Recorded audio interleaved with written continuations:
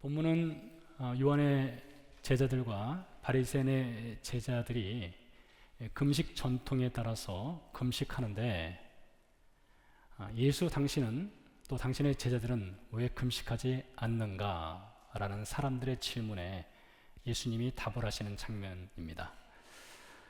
요한과 바리새인의 제자들의 금식 전통은 말 그대로 전통이지 성경에서 명한 것은 아닙니다.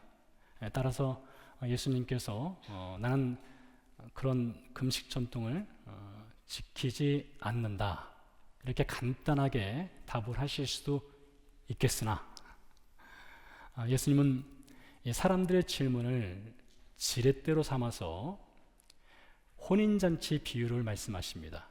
그리고 이 혼인잔치 비유를 통해서 예수님이 세상에 오신 핵심 목적을 말씀하시고, 그리고 더 나아가서 신자에게는 예수 그리스도를 믿는 사람으로서 새로운 전통, 새로운 신앙 습관을 만들어 가야 한다는 것으로 적용을 하십니다.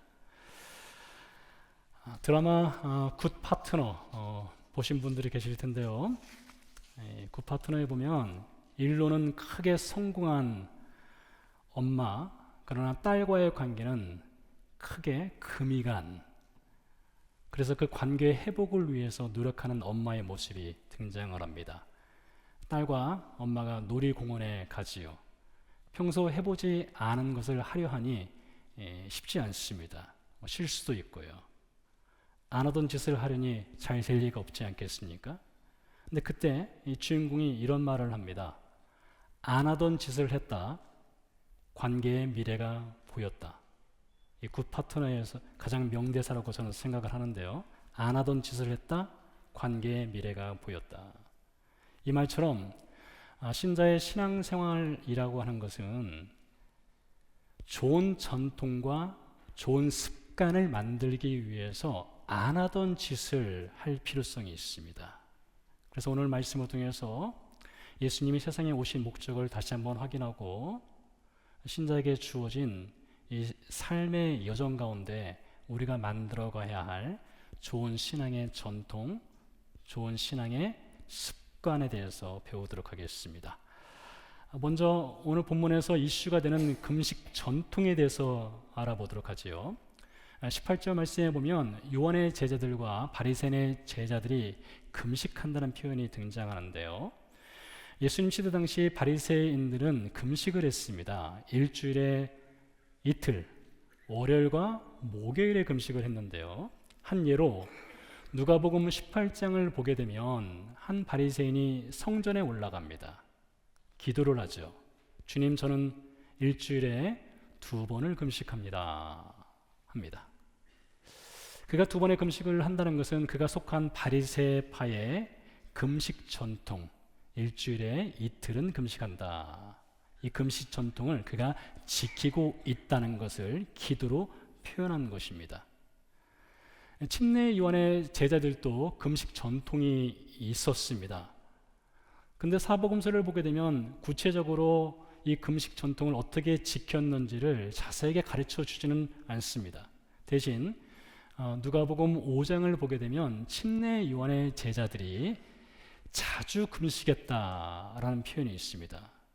아마 그들에게도 자주 금식하는 전통이 있었다는 것을 엿볼 수 있는 장면이지요.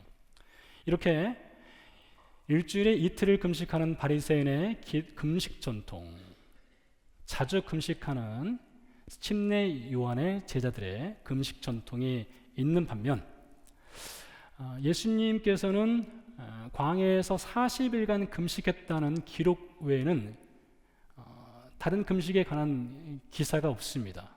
마찬가지로 예수님의 제자들도 금식을 했다는 내용이 사복음서에는 기록이 되어 있지 않습니다.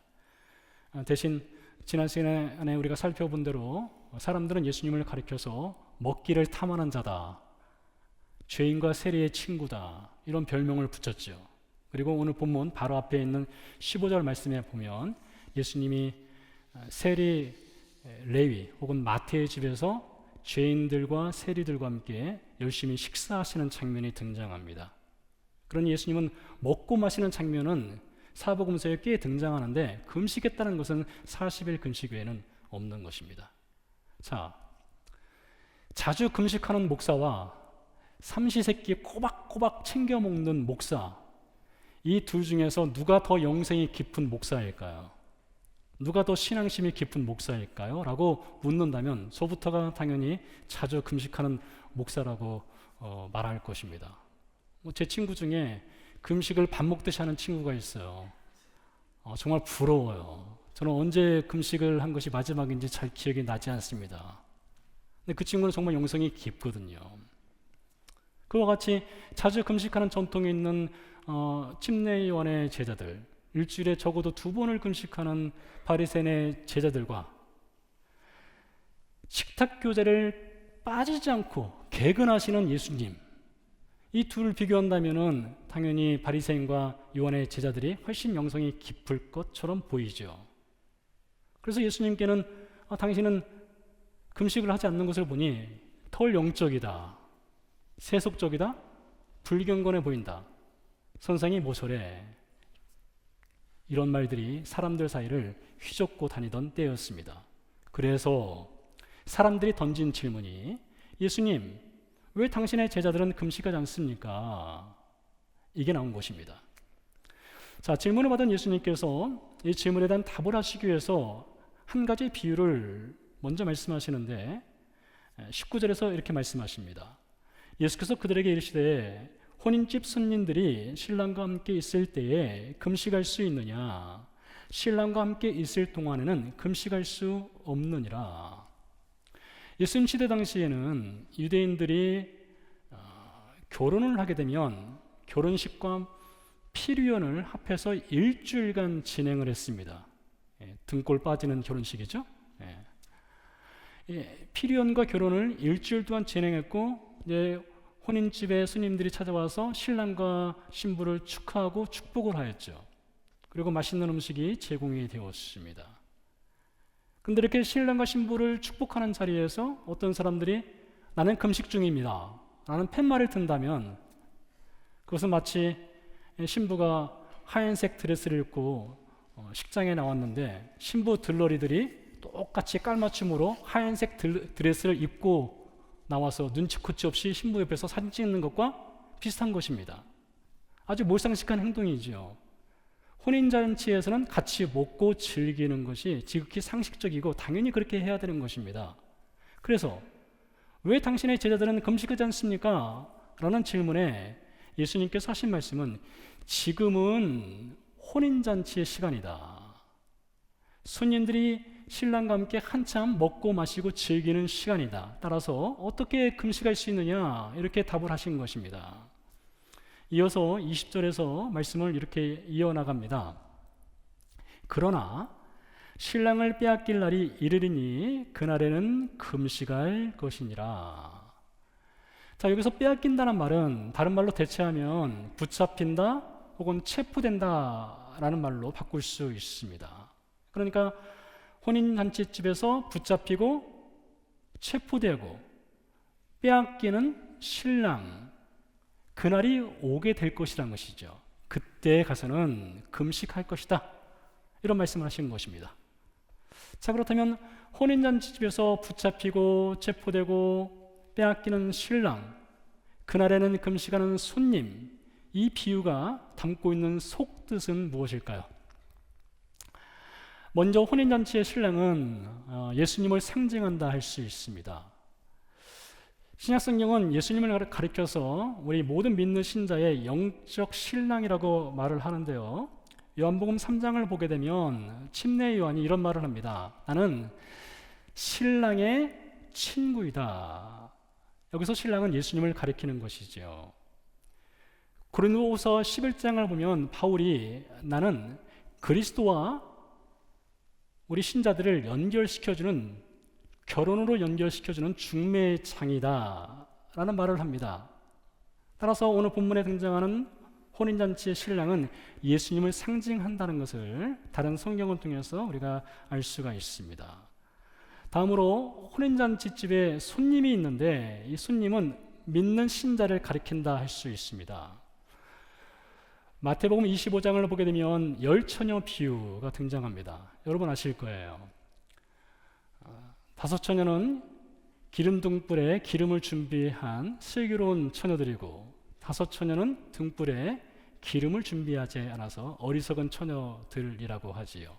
신랑이 밤에 찾아왔습니다. 기름을 준비한 처녀들은 신랑과 함께 이제 잔치자리로 들어가게 되지요. 어떤 분들은 이 열처녀 비유를 신랑과 신부 관계로 이렇게 해석을 하는데 제가 보기엔 그것은 좀 문제가 있어 보입니다. 신랑은 한 사람이고 신부가 10사람일 수는 없겠죠. 그래서 아마 여기서 등장하는 슬기로운 5처녀, 어리석은 5처녀는 신부의 들러리 혹은 손님으로 해석할 수 있을 것 같습니다. 그렇게 볼 때에 오늘 예수님의 혼인잔치 비유에 등장하는 이 손님들 역시 예수님을 믿는 신자들 혹은 우리들이라고 이렇게 접목을 시켜볼 수 있을 것 같습니다. 자, 다음으로 신랑을 빼앗길 날이 온다 했습니다. 자, 여기에는 어떤 의미가 또 담겨 있을까요? 말씀드린 대로 빼앗긴다는 것은 붙잡힌다, 체포된다라는 의미를 포함하고 있습니다. 자, 이 말은 혼인잔치의 주인공 신랑이신 예수님이 유대인에게 붙잡히고 체포되고 스스로 버림받고 그의 생명을 빼앗긴다는 것으로 이해할 수가 있습니다. 자, 우리는 이 장면에서 예수님이 이스라엘 역사에 없던 새로운 전통을 시작하시는 것을 볼 수 있어요. 새로운 전통이라고 하는 것은 메시아, 구원자, 그리스도, 주인공의 죽음입니다. 오늘날 영화에서는요, 주인공이 죽는 장면을 심심찮게 볼 수 있습니다. 하지만 오래전 영화에서는 주인공이 죽는다는 것은 상상할 수도 없었습니다. 악당들은 총소리만 들어도요, 죽습니다. 칼에 스치기만 해도 픽픽 쓰러지고 죽어나갑니다. 그러나 주인공은 그렇지 않죠. 수십 발의 총을 맞아도 살아남습니다. 아무리 칼에 찔려도 끝까지 죽지 않습니다. 이것이 예전 영화의 일종의 불문율이었습니다. 예수님 시대 당시 유대인들에게도 한 가지 불문율이 있었는데 그것은 곧 메시아의 승리입니다. 메시아 구원자는 불사신과 같은 존재예요. 죽을 수 없지요. 특별히 로마의 압제를 받던 때 메시아는 왕과 같았고 능력자이고 거대 로마 제국을 무릎 꿇을 수 있는 유일한 어벤져스, 유일한 구원자, 그런 메시아를 유대인들은 기대했던 것입니다. 그런데 오늘 예수님이 말씀하셔요. 신랑이 빼앗길 날이 오게 될 것이다. 다시 말해서 주인공 메시아가 반드시 죽게 될 것이다. 이 말씀을 하심으로써 새로운 메시아 전통을 여시는 것입니다. 저는 신학교에 들어가기 전에 기도원에서 1년 동안 생활을 하였습니다. 기도원에 오시는 분들 가운데 3일 금식, 5일 금식, 7일 금식, 21일 금식, 심지어 40일 금식 하시는 분들을 만나곤 했는데요. 여러분 가운데서도 금식을 해보신 분들이 계시겠지만 금식을 하는 여러 목적이 있습니다. 질병의 치유를 위해서 금식할 수도 있고요. 인생 문제를 해결받기 위해서 금식할 수도 있습니다. 혹은 더 깊은 영적 체험을 위해서도 금식할 수도 있겠죠. 다양한 목적으로 금식을 하시는데 금식을 할 때에 살기 위해서 금식하지 죽기 위해서 금식하는 분들은 한 번도 만나본 적이 없습니다. 그렇지 않겠습니까? 요한과 바리새인의 제자들도 마찬가지입니다. 그들이 자주 금식했습니다. 일주일에 이틀을 금식했습니다. 그러나 그들의 금식은 죽기 위한 금식이 아니라 살기 위한 금식이었어요. 그런데 오늘 말씀은 이렇게 말하고 있습니다. 혼인잔치의 신랑을 빼앗길 날이 오게 될 것이다. 즉 주인공이시고 메시아이시고 구원자이신 예수님이 붙잡히고 체포되고 자신의 생명을 빼앗기기 위해서 그분이 죽기 위해서 세상에 오셨다. 이 마가복음 2장을 읽은 독자들이 계속 마가복음을 읽어 나갈 것입니다. 그리고 마가복음 15장에 가게 되면 오늘 혼인잔치 집의 신랑을 빼앗기게 되는 것이 마가복음 15장에서 성취가 되는 것을 그들은 목격하게 됩니다. 곧 십자가 사건이지요. 이렇게 예수님께서 십자가에서 자신의 생명을 내어주는 사건을 통해서 기독교 크리스찬티라는 새로운 전통, 유일한 구원의 전통을 예수님이 시작하시는 거예요. 그런 여러분 기억하십시오. 크리스찬티, 기독교란 무엇이냐? 기독교는 주인공의 죽음, 구원자의 죽음으로부터 기독교는 시작되는 것입니다. 그렇다면 왜 구원자가 죽어야 될까요? 라고 묻는다면 매우 좋은 질문입니다.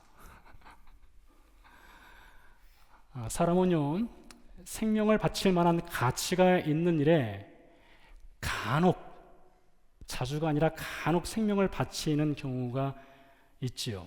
어머니가 사랑하는 자녀를 살리기 위해서 생명을 바칠 때가 있습니다. 소방관이 투철한 직업 정신을 가지고 자신의 생명을 희생해서 사람을 살리는 경우가 간혹 있습니다. 근데 예수님도 그렇게 하셨어요. 예수님도 스스로 생명을 내려놓으신 분입니다. 자신의 생명을 빼앗기기 위해서 세상에 오신 분입니다. 근데 세상의 모든 죽음은 the end입니다. 끝이에요. 죽음은 끝입니다. 하지만 예수님의 죽음은 전혀 다르죠. 예수님의 죽음은 뉴 비기닝입니다. 새로운 시작을 알리는 죽음이었어요. 그래서 자신의 죽음을 통해서 자신의 생명이 영적으로 죽어있는, 허물과 죄로 죽어있던 우리에게 전가된 거예요. 예수님의 죽음으로 그 생명이 우리에게 전가되었다고요. 그래서 그 예수님의 생명을 받은 사람들을 가리켜서 우리는 신자라고 부르는 것입니다. 새 생명을 받은 삶을 살아가게 되는 것이지요. 이렇게 주인공, 구원자는 반드시 죽는다는 새로운 기독교 전통을 오늘 말씀하시고 나서 21절, 22절에서 두 번째 비유로 넘어가십니다. 두 번째 비유의 내용은 이것입니다. 생배 조각을 낡은 옷에 붙이는 자가 없나니 만일 그렇게 하면 기운 새 것이 낡은 그것을 당기어 헤어짐이 더하게 되느니라. 새 포도주를 낡은 가죽 부대에 넣는 자가 없나니 만일 그렇게 하면 새 포도주가 부대를 터뜨려 포도주와 부대를 버리게 되리라. 오직 새 포도주는 새 부대에 넣느니라 하시니라. 낡은 옷에 구멍이 생기면 새 옷 천조각을 가지고 이제 붙이는 경우가 있을 수 있겠죠. 근데 사실 오늘 말씀대로 그것은 매우 어리석은 것입니다. 새 옷 조각이 낡은 조각을 당기다 보면 옷이 더 크게 찢어지는 경우가 발생할 수 있습니다. 마찬가지로 새 포도주를 낡은 가죽 부대에 넣으면 가죽 부대는 텐션이 워낙 좋지 않아서 가죽 부대에 들어간 새 포도주가 발효되면서 가죽 부대를 터뜨리는 경우가 발생할 수 있습니다. 결국엔 터지고 말지요.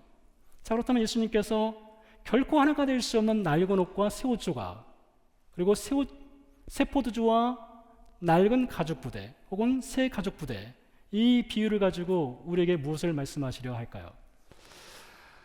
여러 의미들을 부여할 수 있겠으나 저는 이 말씀을 가지고 신자가 버려야 할 옛 버릇, 옛 습관, 옛 전통, 그리고 신자가 반드시 만들어 가야 할 새로운 전통, 새로운 습관으로 연결을 해보고자 합니다. 자, 우리 중에 시민권 갖고 계신 분들 계시죠? 대한민국 국민이 외국 국적을 취득하게 되면 그 취득 시점으로부터 대한민국 국적을 자동으로 상실하게 돼 있습니다. 그런데 우리나라 대사관 홈페이지에 들어가면 이런 안내문이 있어요. 외국 국적을 취득할 경우 대한민국 국적은 자동으로 상실하지만 상실했다는 신고를 의무적으로 하도록 안내가 되어 있습니다. 따라서 미국 시민권을 취득하게 되면 대한민국 국적은 상실하지만 그 상실 신고를 의무적으로 하라라고 되어 있다는 거예요. 아직 하지 않으신 분들 빨리 서두르시기 바랍니다. 자, 그런데요, 이 국적 상실과 이 국적 취득의 관계가 오늘 예수님을 믿고 사는 신자의 신앙생활과 아주 비슷한 측면이 있습니다. 여러분, 신자의 신앙생활은 옛 생활의 국적을 상실하고 새 생활의 국적을 취득한 것과 같아요. 고린도서 5장 17절 말씀에 보니까 이렇게 기록되어 있습니다. 그런즉 누구든지 그리스도 안에 있으면 새로운 피조물이라. 이전 것은 지나갔으니 보라 새 것이 되었도다. 누구든지 그리스도 안에 있으면 새로운 피조물이랍니다.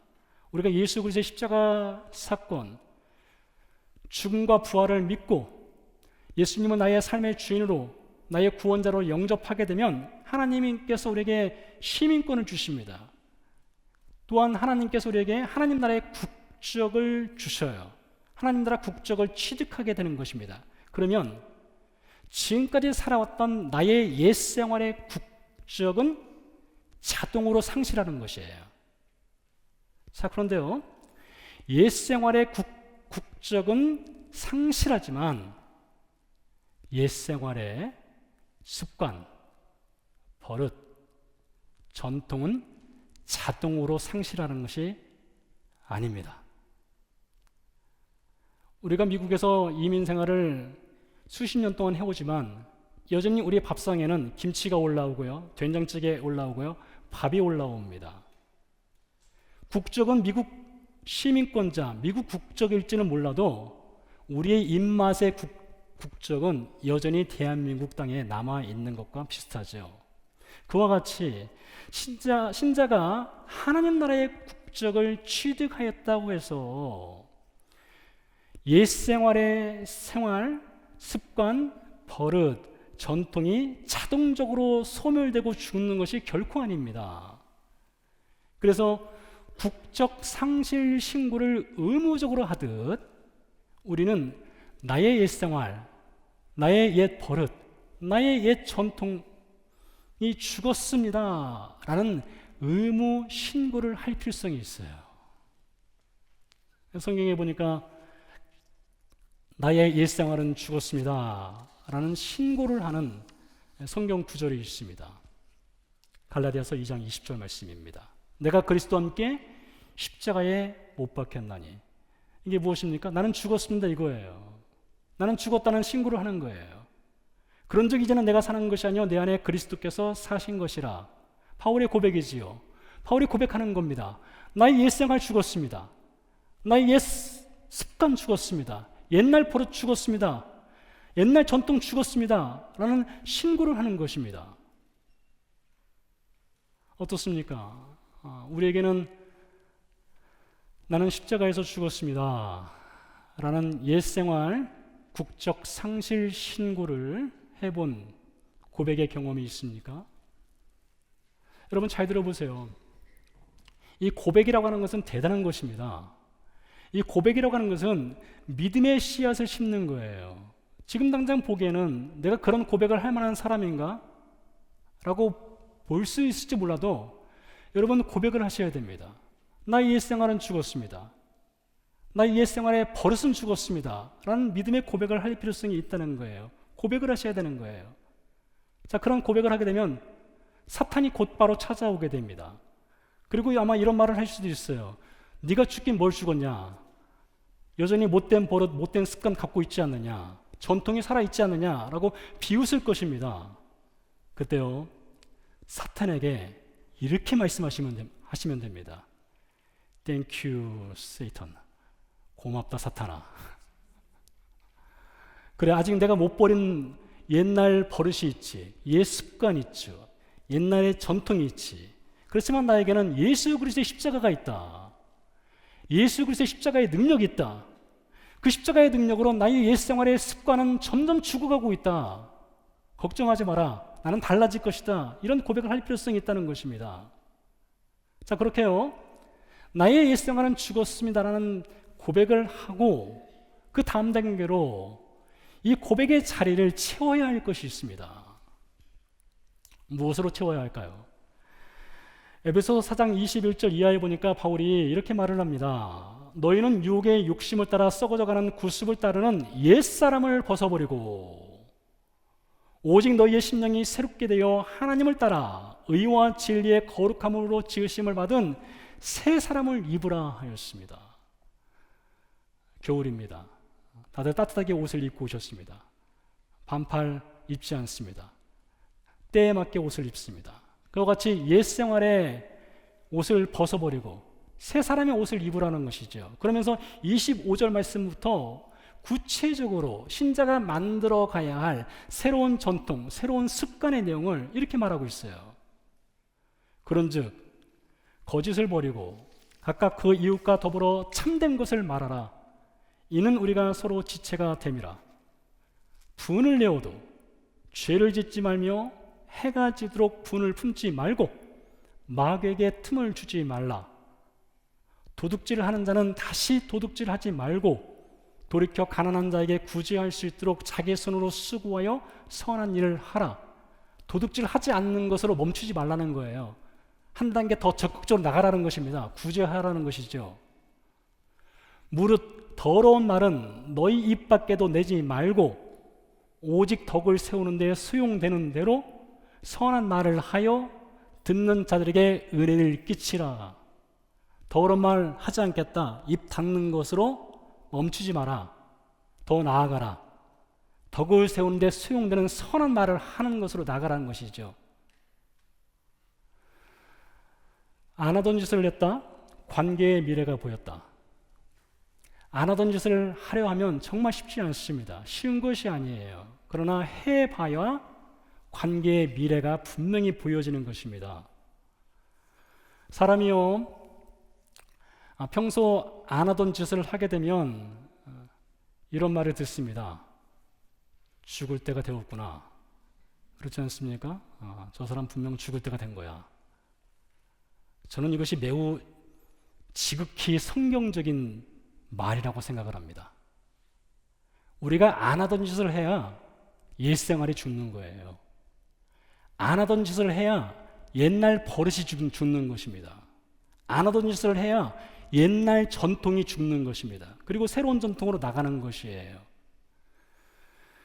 2024년 12월이 되었습니다. 제가 올 한 해 우리 성도들로부터 여러 간증의 이야기들을 들었습니다. 직접 들은 것도 있고 오고 가면서 간접적으로 들은 것도 있습니다. 참 아름다운 간증들이 있었는데 그 중에 한 간증이 이것이었습니다. 성경 공부를 하다 보니 누구를 미워할 틈이 없더라. 기가 막힌 간증 아니겠습니까?